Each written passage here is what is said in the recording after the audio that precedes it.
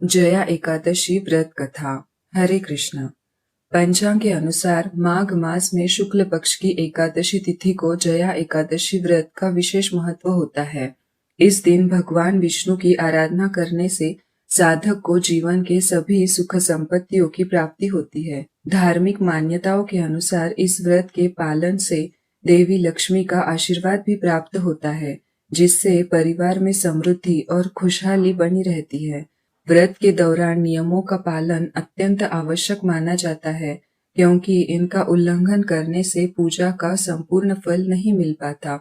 जया एकादशी व्रत करने से व्यक्ति अपने पापों से मुक्त होकर मोक्ष की ओर अग्रसर होता है। यह व्रत न केवल भौतिक सुख संपदा देता है, बल्कि आत्मिक शुद्धि और आध्यात्मिक उन्नति का मार्ग भी प्रशस्त करता है। जया एकादशी व्रत कथा। धर्मराज युधिष्ठिर बोले, हे भगवान, आप स्वदेश, अंडज, उद्भिज और जरायु चारों प्रकार के जीवों को उत्पन्न, पालन तथा नाश करने वाले हैं। अब आप कृपा करके माघ शुक्ल एकादशी का वर्णन कीजिए। इसका क्या नाम है, इसके व्रत की क्या विधि है और इसमें कौन से देवता का पूजन किया जाता है। श्री कृष्ण कहने लगे कि हे राजन, इस एकादशी का नाम जया एकादशी है। इसका व्रत करने से मनुष्य ब्रह्म हत्यादि पापों से छूटकर मोक्ष को प्राप्त होता है तथा इसके प्रभाव से भूत पिशाच आदि योनियों से मुक्त हो जाता है। इस व्रत को विधि पूर्वक करना चाहिए। अब मैं तुमसे पद्म पुराण में वर्णित इसकी महिमा की कथा सुनाता हूँ।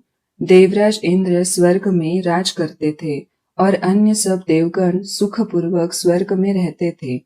एक समय इंद्र अपनी इच्छानुसार नंदन वन में अप्सराओं के साथ विहार कर रहे थे और गंधर्व गान कर रहे थे।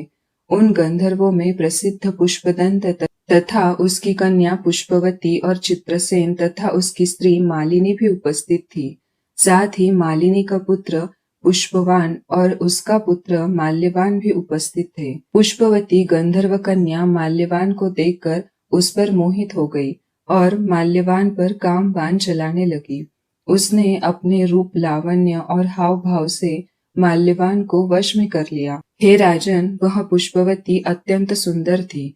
अब वे इंद्र को प्रसन्न करने के लिए गान करने लगे, परंतु परस्पर मोहित हो जाने के कारण उनका चित्त भ्रमित हो गया था। इनके ठीक प्रकार न गाने तथा स्वर ताल ठीक नहीं होने से इंद्र इनके प्रेम को समझ गया और उन्होंने इसमें अपना अपमान समझकर उनको शाप दे दिया। इंद्र ने कहा, हे मूर्खों, तुमने मेरी आज्ञा का उल्लंघन किया है, इसीलिए तुम्हारा धिक्कार है। अब तुम दोनों स्त्री पुरुष के रूप में मृत्यु लोक में जाकर पिशाच रूप धारण करो और अपने कर्म का फल भोगो। इंद्र का ऐसा शाप सुनकर वे अत्यंत दुखी हुए और हिमालय पर्वत पर दुख पूर्वक अपना जीवन व्यतीत करने लगे। उन्हें गंध, रस तथा स्पर्श आदि का कुछ भी ज्ञान नहीं था। वहां उनको महान दुख मिल रहे थे। उन्हें एक क्षण के लिए भी निद्रा नहीं आती थी। उस जगह अत्यंत शीत था, इससे उनके रोंगटे खड़े रहते और मारे शीत के दांत बजते रहते। एक दिन पिशाच ने अपनी स्त्री से कहा कि पिछले जन्म में हमने ऐसे कौन से पाप किए थे जिससे हमको यह दुखदायी पिशाच योनि प्राप्त हुई। इस पिशाच योनि से तो नरक के दुख सहना ही उत्तम है, अतः हमें अब किसी प्रकार का पाप नहीं करना चाहिए। इस प्रकार विचार करते हुए वे अपने दिन व्यतीत कर रहे थे। दैव योग से तभी माघ मास में शुक्ल पक्ष की जया नामक एकादशी आई। उस दिन उन्होंने कुछ भी भोजन नहीं किया और न कोई पाप कर्म ही किया, केवल फल फूल खाकर ही दिन व्यतीत किया और सायंकाल के समय महान दुख से पीपल के वृक्ष के नीचे बैठ गए। उस समय सूर्य भगवान अस्त हो रहे थे। उस रात को अत्यंत ठंड थी, इस कारण वे दोनों शीत के मारे अति दुखित होकर मृतक के समान आपस में चिपटे हुए पड़े रहे। उस रात्रि को उनको निद्रा भी नहीं आई।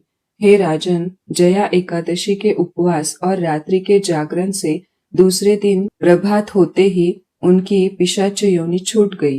अत्यंत सुंदर गंधर्व और अप्सरा की देह धारण कर सुंदर वस्त्राभूषणों से अलंकृत होकर उन्होंने स्वर्गलोक को प्रस्थान किया।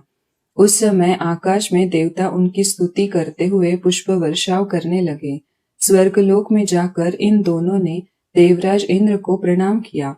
इंद्र इनको पहले रूप में देखकर अत्यंत आश्चर्यचकित हुआ और पूछने लगा कि तुमने अपनी पिशाच योनि से किस तरह छुटकारा पाया, सो सब बतलाओ। माल्यवान बोले कि हे देवेंद्र, भगवान विष्णु की कृपा और जया एकादशी के व्रत के प्रभाव से ही हमारी पिशाच देह छूटी है।